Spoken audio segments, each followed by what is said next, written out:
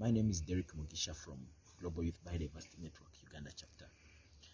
We have just had a press conference around equity and rights of indigenous people and local communities and how that reflects in the post-2020 Global Biodiversity Framework.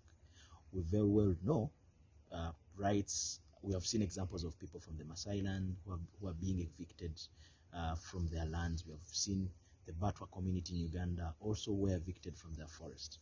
Such acts have to stop, and we have to be a bit progressive in what things we are doing. We are talking about rights and equity of people who treat these lands as ancestral lands. These are lands where generations and generations have been staying and have been participating. And we're also saying that conservation can happen with indigenous people and local communities participating and being part of managing the areas. They don't need to be evicted so that we can do conservation. That's the wrong approach of conservation. The right approach of conservation should be with the people who stay with those lands, those communities, and the biodiversity. Because for them, it's not just biodiversity, it's also the source of livelihoods.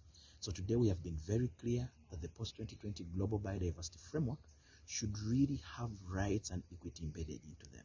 They should have a text that talks about free, prior, and informed consent of indigenous people and local communities, as well as them being part of conservation. And that's what we are trying to push here. So the press conference has been well successful. We had different partners was joining up their efforts and joining their voices to what the youth have been saying here at the open-ended working group 4. And we hope the other parties will also reflect from our voices and recognize the rights and equity and be a bit transformational in terms of governance and management of protected areas, of wild lands, of management of biodiversity, but also recognizing rights of all stakeholders, including youth, so that they remain in charge of managing biodiversity for future generations.